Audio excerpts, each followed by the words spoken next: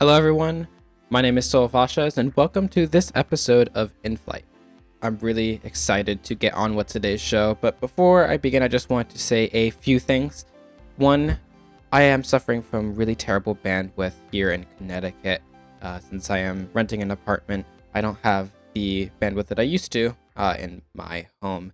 So, because of that, you may notice that every once in a while I might step on somebody in the recording. I tried to edit it out as much as possible, but here and there it does become a little bit difficult to edit for context reasons. So if that happens, I apologize. It is an issue that I am trying to resolve as quickly as possible. But in the meantime, it's something I just have to deal with. But besides that, today on the show we have Mathijs, who is one of the project managers at Aerosoft. He also heads customer service there.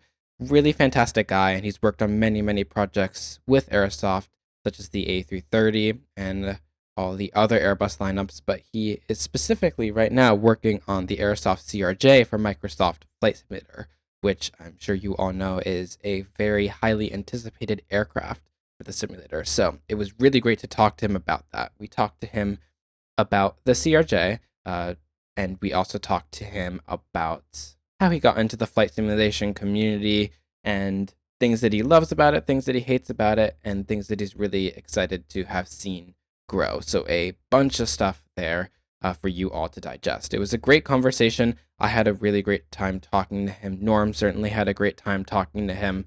Overall, I'm really happy that we got to speak to him. So, without further ado, please welcome Matthews to the show. Mathis, thank you so much for joining us on the show today. How are you doing on this fine afternoon?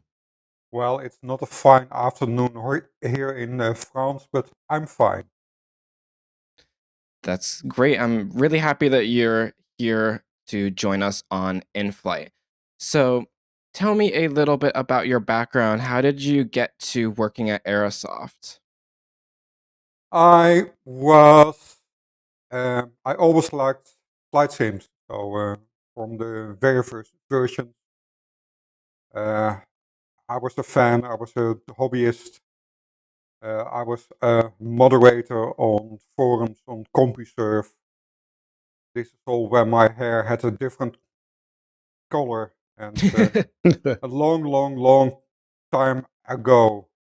Then I became friendly with an Italian firm in the beautiful village of Como, and I worked a year in Italy with them. Unfortunately, the firma, uh, well, the couple that owns the company, they had a fight, and the company didn't survive that fight. So Mm, I came back to Holland at that time. Then I spoke to Winfried at Aerosoft, and he wanted to give Airsoft a more international aspect because it was very much aimed at German customers. And I mm, started to work for him. hmm. And then that's the whole story. You just you started at the firm, and then you wanted to get some more international customers in. So then you landed at Aerosoft from there. Yeah, I from the beginning I was the manager of the customer support the department, and then we started our own aircraft development uh, teams, and I Mm. manage those as well now. So I've got a double job. Wow, that's awesome. So you said that you started flight. You were a big fan of flight sim from an earlier age. What was your first flight simulator? The very first flight sim. Yeah. I even had one before for the Atari ST. Oh wow, that's Wow. really far back. Yeah. I am 60, so yeah, that happens then. Have you ever flown a real plane, or have you only stuck to flight simulators? No, in the past I had a PPL, but it was expensive to keep it in Holland. Not so Mm, much fun in Holland, so I dropped it. yeah, So I had a PPL. Well, I worked to get a PPL as well, but the whole process is really expensive. However, I thought it was pretty worth it. Hopefully, I'll be able to finish it one day. So you you came to Aerosoft, and now you're most well known for working on the CRJ project. But I want to know, like, how did you get there? What is your timeline at Aerosoft? Have you what planes have you worked on, and how do you work on those projects? What is like? How would you describe your job? Okay. In customer support, it's more like a standard job. Mm, I check what's going on. If we handle issues in time, make sure that everybody has the good information. So that's more or less basic. In aircraft development, it's a little bit more different because I'm absolutely not a developer of any kind. I manage yeah. the department. So my job there is to make sure everybody knows what they have to do, that they work together, that all the parts are ready roughly at the same time, to decide how much budget we spend on these things. I Mm. used to run all the beta tests myself, but I now have a dedicated beta test lead, so that's a little bit easier. There is really every day is a different job. Yeah. Wow. Absolutely. If you don't mind me asking, what size team do you manage? How big is your team? Okay, we have got, uh, let's say, around 8 people working on these projects. Wow, that's a small team. Yeah, well, yeah, I don't know. It's still one of the largest. Mm, mhm. Right. Yeah. And how many projects do you guys work on at a time? I mean, is it one at a time until it's done, or do you overlap to different things? No, there's almost always an overlap. At this moment, we are completing the CRJ for Microsoft Flight Sim. We are converting the Airbuses to Microsoft Flight Sim, and we started the development, the modeling on the Twin Otter. Oh, Uh, wow. so those are, but that is mainly because in Microsoft Flight Simulator, the modeling part takes a lot longer than for the previous versions. So we Mm. have to start the Twin Otter modeling now, and we only start on the systems much later. So I didn't know that you guys are doing the Airbuses as well. That makes me really excited. Um, you said that you're not a developer by heart. So what is it like working with a development team? Do you have to understand a little bit of how each department works, or have you just been in it for so long that you are just able to manage projects like that without having the development background? No, I really have to trust that the developers know what they're doing. Uh, Mm. that is, no, I don't try to understand what they are doing. I know the kind of product that we want to end up with, and they know it as they know what I want, what we want, and there's hardly any discussion about these things. Wow. I mean, from your experience with other development pre Microsoft Flight Sim 2020, would you say that the pressure is higher now, or are you just working the same as you normally would? Actually, a very good question. Um, it is different. It is absolutely Mm. different. Um, we believe that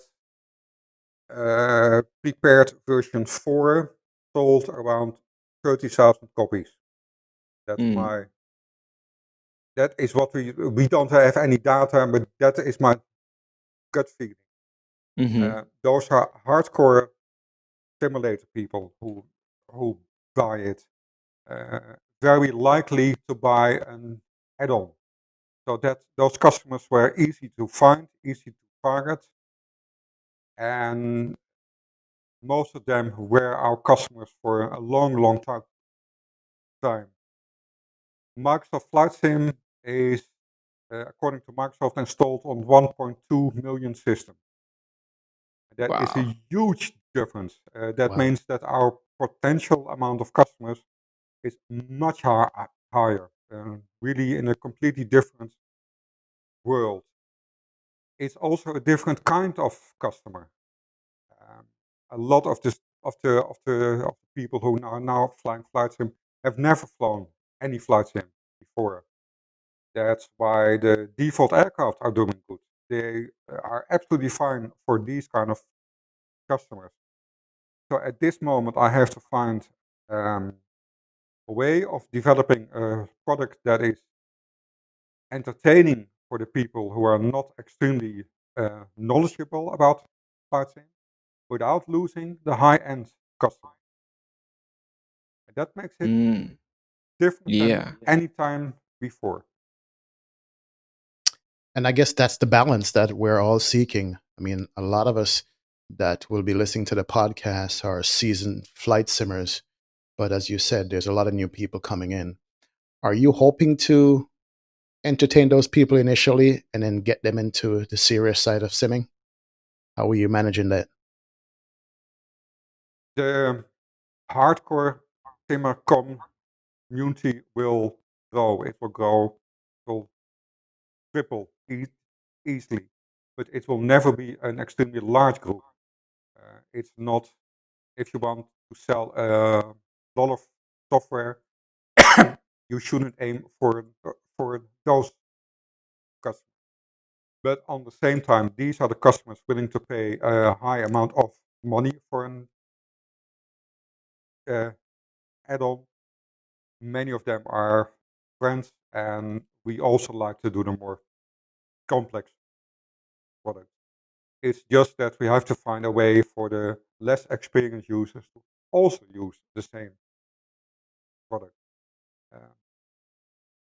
For example, the Twin Otter is very much designed to also be used on the Xbox, which means that you have to design the interface to the aircraft from the beginning in a slightly different way. You have to take care that on the controller that the customer has in his hand, all the commands can be used and it still feels logical. That's also something we've never done. Now, luckily, we've done a lot of development for other games, so we have experience in how to design an interface for an Xbox controller, and we're using that. But yeah, that makes this all a pretty new time, a pretty exciting time. Hmm. So basically, you're designing for two different systems almost, would you say? No, no. Okay.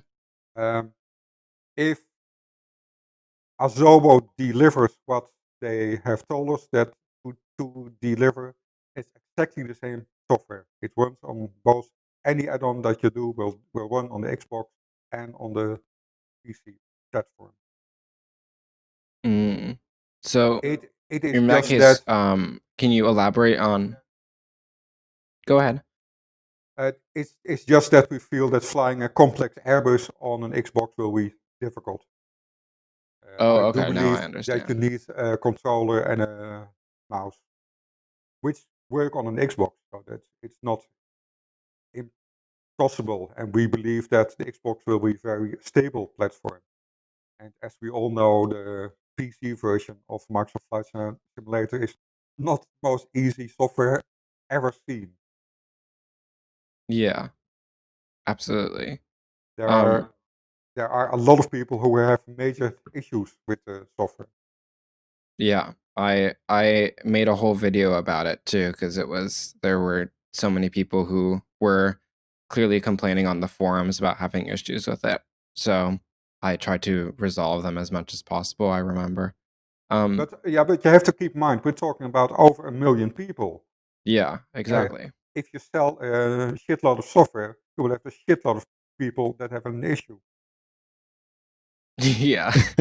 And to be fair too, they are doing a fantastic job based off of the huge user base that they have from literally nothing. I could certainly not create a product that has as little issues as Microsoft Flight Simulator does with the huge audience that it does.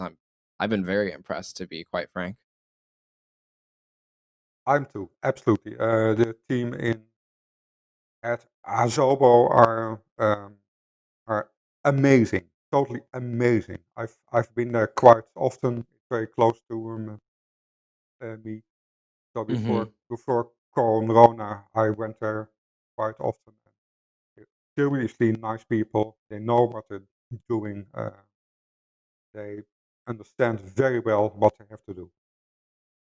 So in our correspondence through email, you revealed to me something that I hadn't known at the time, that you're actually helping Asobo a lot in developing their SDK for aircraft for Microsoft Flight Simulator. Can you tell us a little bit more about that? How you try to approach it, and what you've been like saying to Asobo, and how you also keep um, other aircraft developers in mind, to make sure that the process is as seamless for everybody. Yeah, sure. I wouldn't so much call it helping because, to be completely clear, we're not writing any of the SDK software. Um, what we have done, what I've done from the first time we visited them, is to explain what our kind of customers are, what the high-end customers actually want, what kind of detail is that they want. The moment that they started to work on the SDK, we delivered them uh, the the complete source code of the aircraft that we were working on, so the CRJ and the Airbus. Azobo used these to see how much what they were doing, um, what they had done would make our aircraft work. And after that, it was just trying to make sure that every bit that is in our software works for in a new sim. Now, Right. we have Yeah. always been pretty much, we've always been rather careful not to stray too far from the SDK, because it makes it hard to update your software. Uh, when we went from Flight Simulator X to prepared, it took us 2 weeks to get a version out. Every update from every prepared version also took us, well, 1 or 2 days. Hmm. So, Um, so that makes it more stable.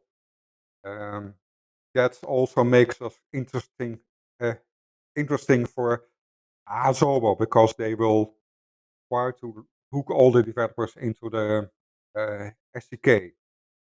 If you do add-ons which do a lot of things outside the SDK, things will be more complex. You have true. to invent a lot more on your own. Azobo will still help you, So but basically, yeah, sure. I'm sorry, you were saying, so your feedback to Asobo on the SDK is basically universal for mostly all developers, not just yourself, correct? I should not claim that we speak for all the developers. That would not be fair to say. Um, we do have excellent contacts with Team DG and Carenado and stuff, and I know that they are also working Azobo. Um, we try to make sure that there is nothing that Azobo is doing that especially for us. There's no code that we want to have running. It's all basic stuff to get things working. Awesome. So basically, the main players from the industry is there with Asobo, putting in their input and contribution. Yeah, I'm not at liberty to name all the names, but Right.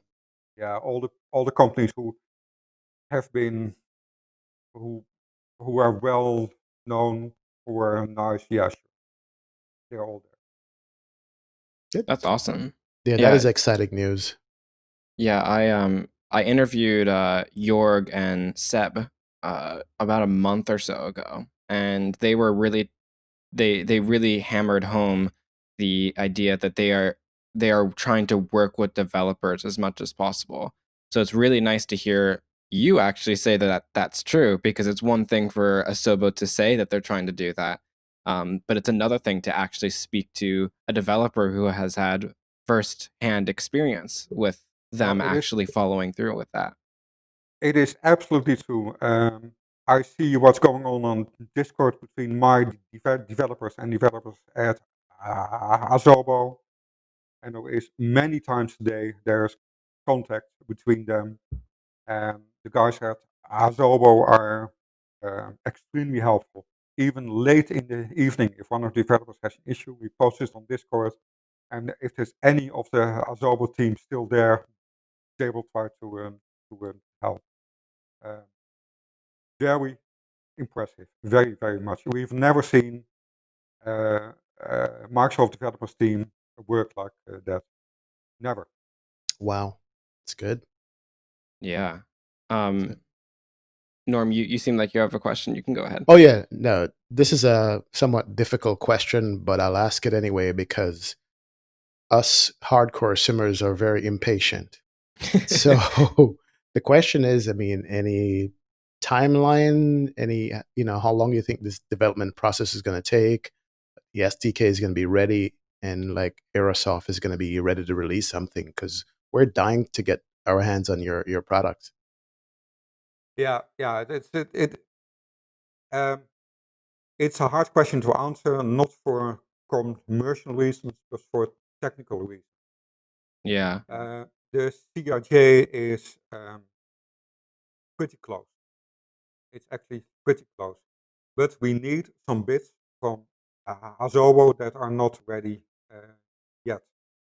And now I'm not saying that that is stopping us from working, because we've got enough to work on, but it's stopping us from releasing. If we would be ready with everything, we could not release at this moment because we need a few bits. Mm. And because we don't know when we will get these bits, I can't say when we are ready. I can say what I'm hoping. I'm hoping that we're counting on the CRJ to be released this year. I think that Twin Otter will be done springtime. We just hired a new modeler in the team because we felt that the modeling timeline was one that hold us up. And the Airbus should be, the first Airbus should be the A320, and it should be in the summer. Then we're hoping to get the other Airbuses, 318, 30 done before the end of the year. That is my that's the timeline that I'm counting, hoping for, praying for.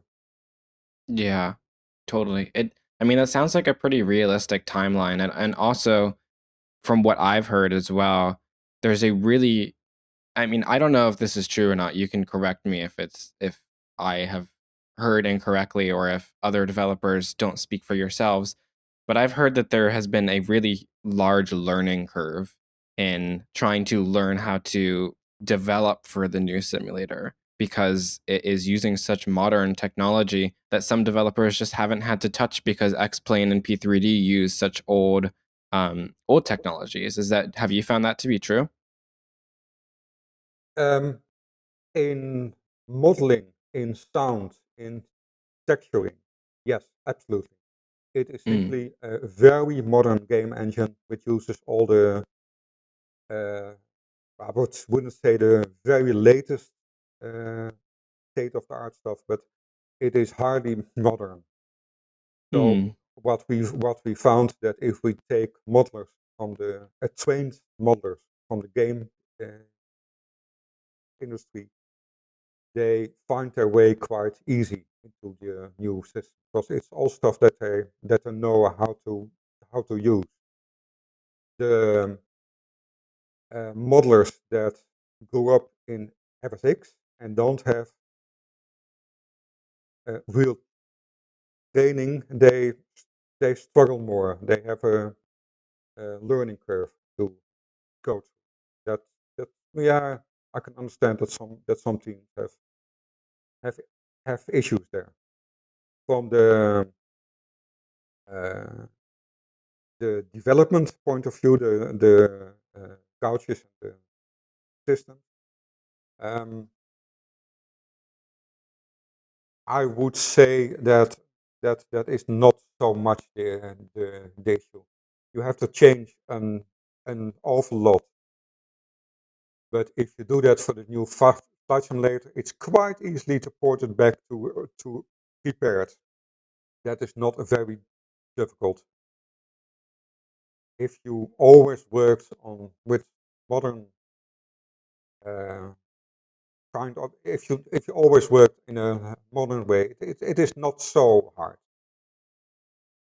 It's the flight model is a completely new one, but we also found that people who've got a lot of experience doing them, it took them a while to get working, but that also works. Sounds are very difficult. That's because they use the WWise software, which is extremely cool, but it's Hmm. also extremely difficult to find a sound engineer who actually can use it. So that is an Hmm. issue that we're still looking at. That is really hard. Yeah, totally. Sound is definitely one of those things that has been tricky to do over the years.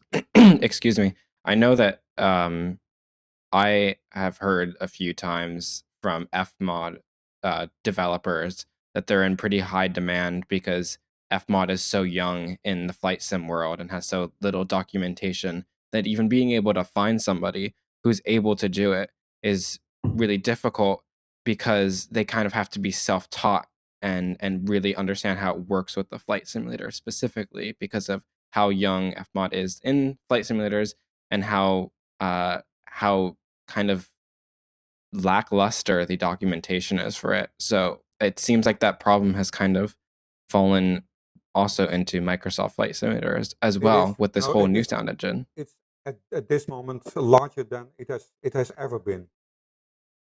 If Yeah. you are a C++ developer who knows aircraft uh, systems, you can make money. Hmm. Yeah. It's an interesting thing to see developers having to readjust to this. But it makes sense that aircraft systems and flight models are pretty similar because, I mean, the people that I've met that do flight modeling and such for flight simulators are wicked smart and really fast at stuff like that because they just understand it so well. So I can imagine that converting that knowledge to Microsoft Flight Simulator isn't that hard for them. Um, no, the basic will stay the same. It's just that all the new stuff that is in this new flight sim, they have to find a way to actually use that well. It's just in this flight simulator, the whole ground model is much better compared to F6. The aircraft always felt like they are driving on ice. And it was uh, silly, and there was a very hard cut between in the air and on the ground. That's now completely different. But there's a lot of stuff to actually learn there. And that's a lot of stuff that you have to talk to real pilots about because these were things that we never had to use. How much speed do you scrub in an A320 if you take a turn at a certain speed? In prepared, there was no good way to model that. In the new flight, absolutely, absolutely. How much how much slip does an aircraft have?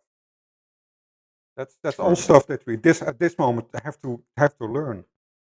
Right. Question. I mean, as far as the flight model is concerned, I know some add-on makers did a lot outside of the sim itself to make it right. Will that be the case here, or everything is going to be done within the sim?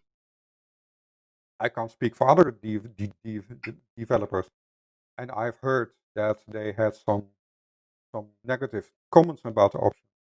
But we feel extremely happy with the CRJ flight model in the sim at this moment. Um, it is behaving very well. Our test pilots like it. It has the uh,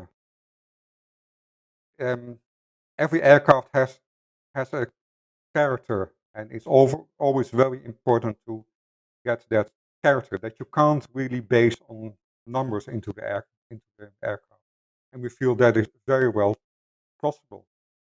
But again, the person who's done Alexander, who is doing this flight model, is talking to Azobo every single day, and that is key to getting a good flight model done at this moment. So here's a less about the flight simulator and more about you. So you started flight simming so early on.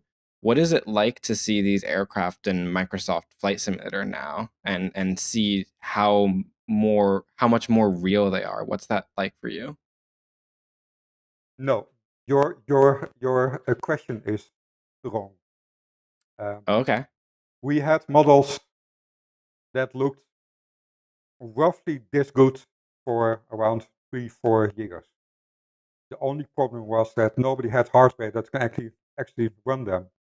Right. In prepared version 3, you could get 5 times the polygons and 5 times the textures that were in the products that we actually sold. So we have seen them. It's just that they actually run on a normal system now. There was a very fine example. We did the how's the helicopter called? The Seahawk. What's the Seahawk helicopter? That was started by me buying a model from a guy who worked many years on it, and it had I think it was 4.5 million polygons, Wow. and those were It's crazy.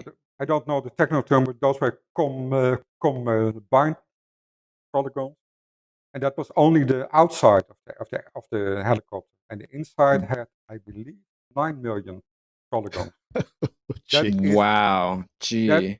that is about 6 times what prepared can handle at this moment. So what the modelers who worked on it for me did, they removed stuff. They didn't add anything. They just simplified things. So Mm. so in aircraft the difference isn't so much in as what you would expect. It is the world that is different. The world looks Ah. so bloody good, and not bloody good in a small area, but worldwide. I live Yeah.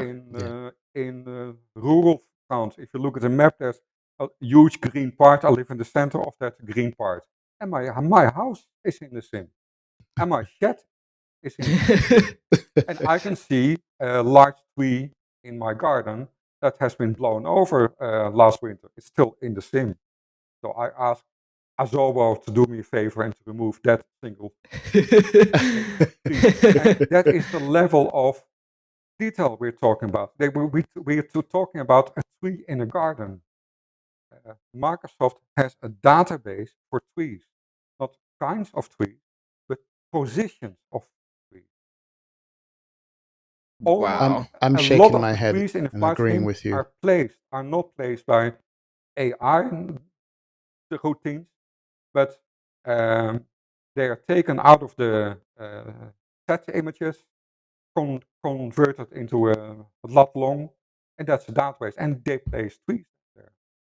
And that is a level of detail you've got no idea how we had to, how, no, I should explain this different. We all saw the first videos that Microsoft shared of the sim.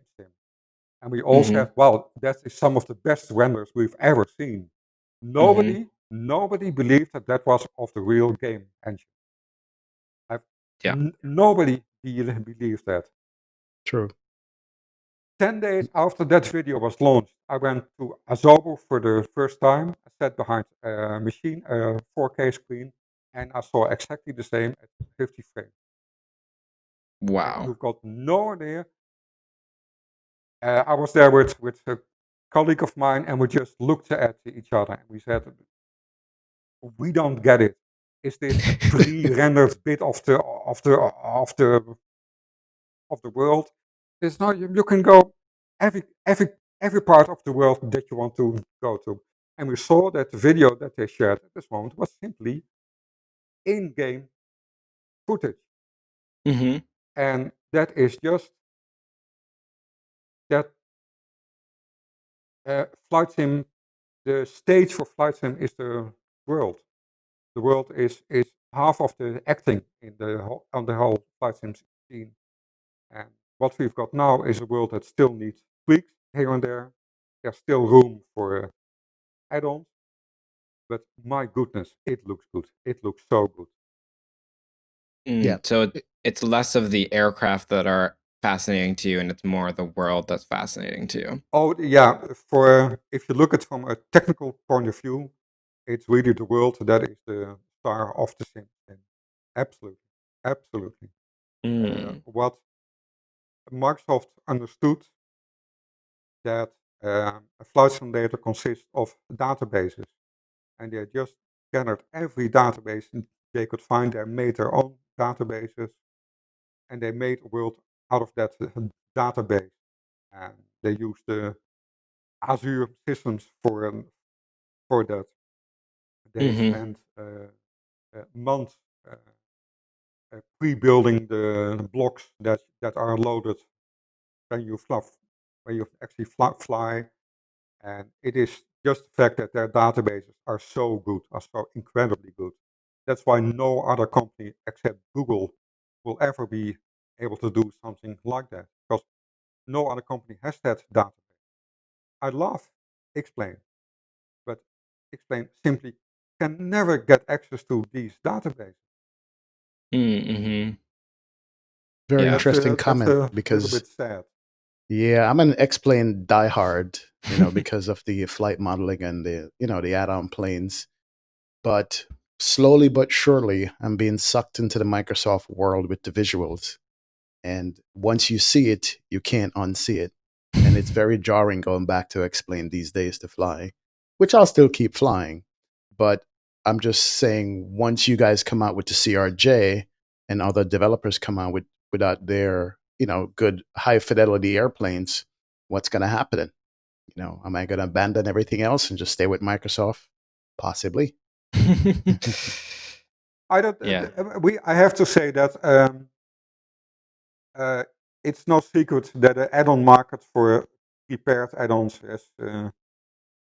It is, let's put it this way, it's pretty hard to make money on prepared add-ons. The Explain add-ons, they still sell pretty much the same as before. Explain users are more resilient against the uh, the lure of the beautiful world. Mm. Hmm. Yeah. I definitely found that to be true. We're all kind of the Explain user base has kind of become known as being, as you said, resilient to stuff like that, and Yeah, also very very willing to just deal with a kind of shitty situation just because the flight modeling and the aircraft, like the great aircraft, are so great for the simulator and all of that. And also, it's kind of, I think it also comes down to the fact that X-Plane is all many of the people who have who have X-Plane as their main simulators have put so much like time into making it look the way it looks and having the planes that they have and all of that, and it's hard to part from that even if the visuals are so good. But I mean, at the end of the day, once better high fidelity aircraft come out from Microsoft Flight Simulator, it's definitely going to be a contender because I mean, we haven't seen what Laminar has behind the curtains for the next version of X-Plane. But right now, you know, Microsoft is definitely leading the pack, and really it's really interesting to see how that's been playing out in the simming community. But it wasn't a really fair fight. It's hard to guess how much money Microsoft has invested in this. But at Azobo, there were over 100 people working on the sim, Jeez. which is I know the Explain team well. I like Austin. I met Austin quite a lot. But he doesn't have 100 people. Yeah, it's Right. like a 12, I think, is the size. Yeah. So it's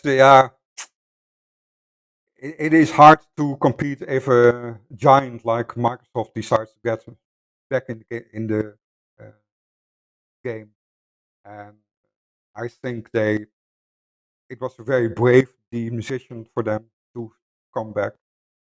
I think there must have been a lot of people inside Microsoft who told them they were crazy, but I think it will end up well. Uh, the customers are there. Their in-game store seems to be working, seems to be busy. The data we get from that in-game store is that you reach customers quite easily. So I think that they will make excellent money.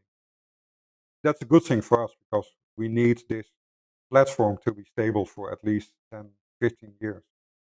Right. Yeah, Like absolutely. Explain is. True. And I'm seeing progress with every release, which is a good thing and very good progress. And I guess you guys are seeing the same thing also. Yeah, we've been the publisher for Explain for I think the last 3 versions. And we are the largest publisher of Explain add-ons. So yeah, we're still very happy. We love the sim. We love everything, but Explain because we've worked with them for such a long time. It has a special place in our heart. Yeah, I can't Speaking blame you about the for love that. of airplanes, how did you get started loving airplanes? How Sorry, far back was that? I think I had my first flight in a glider 51 years ago, and I loved flying after that ever since. I just Mm. don't like to fly commercially, but does anybody? I am well known for driving all over Europe in my car to avoid having to fly. Now that is strange. Is it because you're not in the cockpit and you can't be in control, or No, what is it no. about commercial you don't like? No, I drive a Tesla, so to say that I'm completely in control of the car. Mwah. No, it's just that it takes a hell of a lot of time. You waste so much time, and it's uncomfortable. Airports are not my favorite place to be. Airline food is no, well, True. Yeah, Yeah, I you'd can't blame you actually for do that. waste about 4 hours just to get from point A to point B, and that's not including the flight. yeah. Wow. Yeah, because it's No, it's just I got my PPL when I was 21, I think. Yeah, 21. And yeah, it's but the moment flight sim was a capable replacement of that, I just like to explore every kind of aircraft that there actually was. I'm still not a big fan of and airliners. Uh, if I fly as a hobby, which is extremely rare because it's a job and then not so much fun to fly. It's in the Catalina or the Twin Otter. Those are the two aircraft that I fly for fun. To fly in an Airbus from A to B, no, that's I don't like that. Yeah, Here's a question I'd like to ask everyone. no, Norm, Go go ahead. ahead. Sorry, I have low bandwidth, so every once in a while it No, might quick take a while question for me to was talk. no problem. Do you still fly in the simulator other than working? Do you ever fly in the simulator for fun? Any one of them? No. Um, it, the new Microsoft Flight Simulator. I've flown. I tried to find my own house. And when I did that, which is many months ago, I believe that's the last time I've flown for actually fun. No, no. Mm, yeah. I mean, I understand that because personally, I when it's a I job, gained a job and I lost the hobby. yeah, that's how I felt too. I've had like a few fun flights every once in a while, but now that it becomes a job, sometimes you, even if you're just flying it for fun, it feels as if you're just returning to a job. And I think that that's why I've personally enjoyed Microsoft Flight Simulator quite a bit because I've done a lot of group flights with friends, and that at least feels different. That doesn't feel like a job, and it's fun to just fly in the X Cub or something like that, just around a mountain or something, because that's something I could never do in X plane, and having that difference is really nice because then it doesn't actually feel like a job necessarily because you're not doing something that you would normally do if you were recording.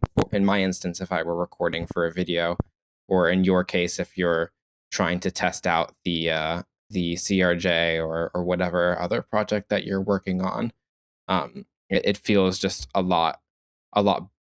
It feels like it's not a job when you're doing something that's just completely unrelated to what the simulator, how the simulator has become your job, if that makes sense. Yeah, it makes sense. I absolutely love my job.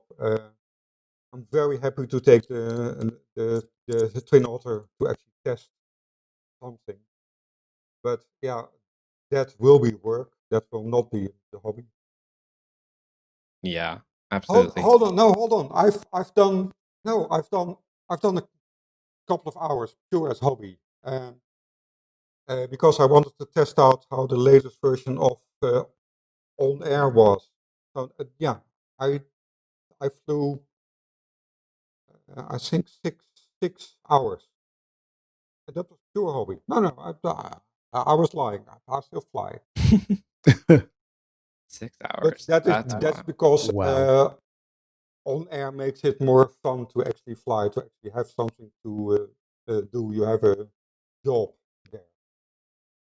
Yeah, yeah, totally.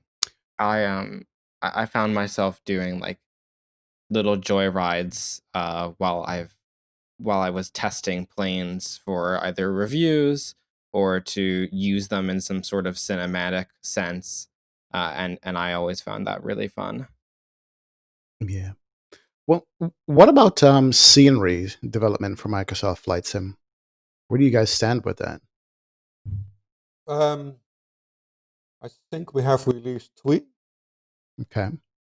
And how's that going? Paderborn, Easy, Paderborn hard, for free. harder Saint than the Tropez. plane, easier than the plane? Sorry. How is the scenery development? Is it easier than you thought it would be? Harder than you thought it would be? It's not my forte, but I do speak to the developers. It is easier than it used to be because the whole pipeline that developers use is easier, but the demands are higher. Just as with in Mm, aircraft, the level of detail that people expect will be higher. The lighting effect needs some additional maps, so that all takes a little bit more time. it has not become cheaper. That, but Mm, you yeah, can because sell more, so I've that heard some gripes about it. balances it out well. That's why you see that overall scenery will be a bit less expensive for Microsoft Flight Sim than for Prepare. That's what we believe. Yeah, I've heard that some scenery developers have mentioned a few things about it that frustrate them. But I think that users are very happy to see the slightly lower prices Yeah, on but things. it's also fair because we've got no moving gates now, and all these kind of things still have to be done. So I think that these price levels are what they should be. We shouldn't ask more because it is a new sim. Yeah, I mean, I'm loving the prices, and I'm thinking maybe, and correct me if I'm wrong, the reason why it's so much cheaper is because you have a bigger audience now, so you can That recoup that cost. yeah, that doesn't hurt. Absolutely. Good. I mean, I'm just waiting for almost, as good as the Microsoft Premium Deluxe sceneries are, I think the third party developers just do a much better job on them. What is very obvious from the high definition airports that Microsoft did is that they are made by people who haven't done any airport scenery before. Um, if you look at them, you see that they are very much built from non aircraft point of view. There's a lot of detail on the front of the airport, while most flight simmers will say that they like most details on the on the aircraft side of the airport. You also see that they messed up sidelines, Mm, that the height of building isn't always right. That's and that's because they basically worked off the Bing database, which doesn't contain all the heights for the building. While our developers, most of the time, we do a complete photo shoot of an airport. There we have excellent information of how a sightline is, what you can see from every point. That is missing from these. It's also a little bit of the small stuff that is missing. That is uh, real aircraft-like.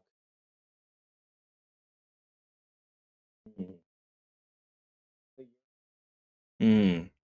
So you guys have been hiring people who have more modeling experience and less just experience In overall in airports, as developing far as I airports. Is that know, what you're saying? all the developers who did prepare 3D airports for us are still working on. They are now working on Microsoft Flight Sim. So these are all people who have many years of Mm, experience. Some of them easily 20, 25, 30 years. So these people understand that there is no color red on an airport. It's always a little bit murky. It's also something that we see in the Microsoft scenery. It's too colorful. They don't really get that in the distance there are no colors. Yep. This, mm, right. Yeah. So I must have misunderstood what you were saying then. Just a tad. Um, we're we're coming closer to the 1 hour mark, so I just wanted to ask you, what are you most excited for either the simulator or Aerosoft's future in the simulator? And simple. yeah, what are The you most fact excited that for? we're now working in an industry that has uh, many new customers, many young customers, because basically ever since Flight Simulator uh, 2004 was released, with every new version, every year, the amount of people who saw it as a hobby declined and got older. Uh, our average Mm-hmm. customer used to be 50. Now it is, and that was reset a bit by the release Wow. of Flight Simulator on Steam, because they sold a whole heap of Flight Simulators, a lot to younger people. So we had a new group of young people, but even those, they didn't last long. So Right. there is a joke inside Aerosoft, because a lot of Yeah. people who started Airsoft are also getting as old as that I am. Our customers are dying, sir. Our customers are dying, and we really needed an influx of new, young, enthusiastic people who've got their own ideas, who've got their own demands, who like a different kind of add-on, and we are seeing those at this moment, and that is brilliant. That is so much fun. If you see how the forums have changed, there's still a little bit of the grumpy old man there, but there's also who I dearly love. I must say, many of those are friends of mine. But we were running out of text. We have been saying the same thing to each other for the last 15 years, and now there's new voices there. If you look at the amount of videos on YouTube, Mm. that is incredible. There's Yep. thousands of videos, people doing flights, people trying out stuff. Yeah. That is something that we have not seen since 2000, and that is making me very happy. That's making Airsoft very very happy. We went from a pure flight sim company to a company who did any kind of sim. And a couple of years ago, the non-flight sim part was about as large as the flight sim part, and we were very happy about that. We love doing bus sim, underground sim, train sim stuff, but flight sim is our oldest love, and we really love to see that part grow faster. Mm. Yeah, that is awesome.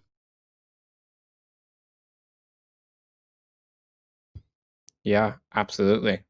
I can't blame you for that. That's something that's been exciting for me as well, because I'm of the younger audience. I'm not very, very young, but um I am of the younger audience, and seeing people more my age coming into the flight simulation world has been very really cool, because it shows, in a sense, it's like, oh, I'm not the only one, but it's also cool to see that this is inspiring like a new generation of sim pilots, and hopefully other real pilots as well, because we have like the pilot shortage and all of that. And I think that that's a great thing to look forward to, and I think that once Yeah, it actually gets it released is for it Xbox is as well, really that we're a going to see completely even more people come different over, and that'll be kind really of people interesting to see. that we're working for. It is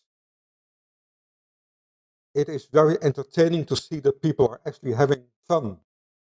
Because to be Yes. honest, there's a lot of the old simmers that they just take it a little bit too serious Yeah. for them. I did. I like it when when when when people comment on Yeah. the stuff we do.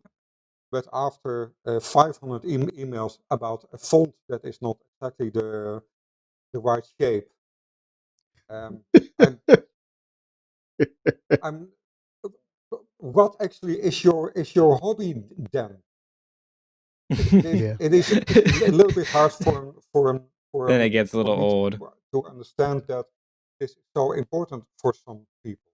That's Yeah. also because that's the reason that is not a market to go into. We don't make €120 add-on. We don't want to do that. That's then people can ask you very serious questions, and you can expect Yeah. an awful lot. We'd like to take that level just above there. That gives us a little bit more freedom, gives us a little bit more freedom of doing things our own way, where we simulate the job of the pilot and not so much the aircraft.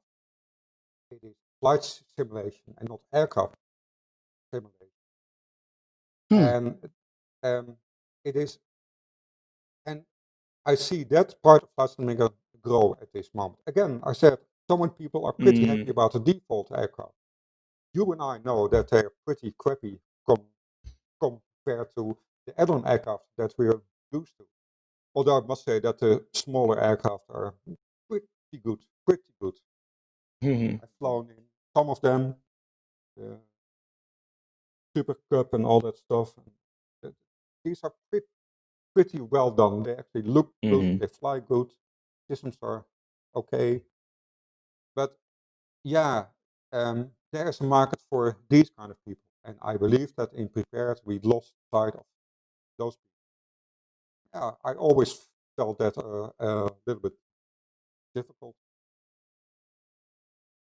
Yeah, It is we did go on supposed the to be fun. serious side. Yeah, which is absolutely fine. There's absolutely no problem with it. But it's about scaring away a lot of young people. I completely appreciate it if somebody wants to do a 12-hour flight over the ocean, spend 2 hours preparing for that flight, but there's not many people actually do that. A lot more people who want to take off who want to take off in a Cessna and try to land it, Yeah. because that's how we all started. Yeah, 'cause True. it's a lot simpler and faster. Yeah, I think the deeper we get into this hobby, we lose sight of how we started, and we get so serious and wound up With in it. every step forward we made, we lost people on the backside. True. Every time. Yeah. I can't give out sales numbers, but people always think that the G the aircraft and so that these are the big sellers. But they're sure they sell excellent. Their price is high, so the margin is high. But that is not the best selling aircraft at this moment. Those now, well, this moment is a little bit different, but those are not aircraft that you sell most of. It's aircraft that get a lot less attention that you sell most of. Yeah, exactly. That's been something that I've talked to other developers about too. Is like the way that they focus on like how they focus on things is focusing on those aircraft that they know are going to sell well because people really know what they are and really enjoy to fly them because it's actually flying as opposed to a computer doing it for you, if that makes sense. Yeah, and in Marshall Flight Simulator, the new one, that actually feels good and it looks good. That is in X-Plane, especially in X-Plane. Just a fun VFR flight, it never actually worked for me. I always used the CRJ in X-Plane. Yeah. It's one of the very best aircraft. But in the new sim, I see a lot of people just taking off and flying somewhere. They don't even know where. And Yeah. can you imagine 2 years ago a flight sim saying, "I just took off and it flew somewhere"? Nobody aware. Yeah. That didn't happen, and it's now happening. It's true. That's there's also from the development point of view another aspect for sceneries that is very noticeable. The prices for scenery add-ons have not changed the last 20 years. They've basically stayed about the same. But Right. the Yeah. amount of stuff that you had to deliver for that price is almost 10 times as high. Wow. Yeah. So it is amount of customers went down. The demands what you had to deliver is way more complex than it ever used to be, and the prices stayed the same. That was a business model that couldn't stay like that. With Yeah. aircraft, you saw exactly the same, but GMDG made the bold decision to simply raise the price a much higher level, and there was a good group of people who accepted that. So that became a completely new business model. But in scenery, that was never possible. Nobody is going to pay 90 euros for Frankfurt Yeah, airport. it's a tricky one to balance for sure. Yeah, yeah. True. And now we've got a larger audience, so that problem is more or less solved. Hmm. Happy, happy. Yeah, scenery is going to be one of those popular things because if you can see your home, you want your airport to look exactly as it is in real life. And then the prices are good, so I could imagine the scenery purchasing just going up for everybody. It's good. Yeah. And even airports that were commercially not interesting before will be interesting now. A small regional airport that was, if it was a German airport in the center of Germany, it was quite easy to sell. But a regional airport in Texas, well, you couldn't make any money on that because you need huge amount of customers who actually live around that airport. People buy what they know. Dutch people buy Schiphol. French people buy Paris airport. They always buy what they know. Yeah, Exactly. totally. And I think that I think that what you're touching on is also that VFR has become so much more of a thing in Microsoft Flight Simulator, and that's also an interesting thing that you point out too, that people are more inclined to buy sceneries that they just don't really know about because of the fact that you can just hop in an airplane and say to yourself, I don't really know where I'm going to go today. And then you discover this great scenery on the store, and you're like, you know what, maybe I'll go here, and you pick up that little airport in the middle of Nebraska or something, and you go for a quick little flight there. But I think that And that's then definitely happening a lot because some other scenery developers I've talked to who have started off on smaller airports have been saying, yeah, I've been seeing some really great sales for this airport. And it's in some cases been better than my larger airports for other simulators, and I think that speaks to what you're mentioning. absolutely. And then I believe that if you do a small airport, not even a regional airport, uh, a really small VFR airport, if you do a nice one, if it's not in the most awful location in the world, you can sell 5,000, which is a lot, really a Yeah. lot.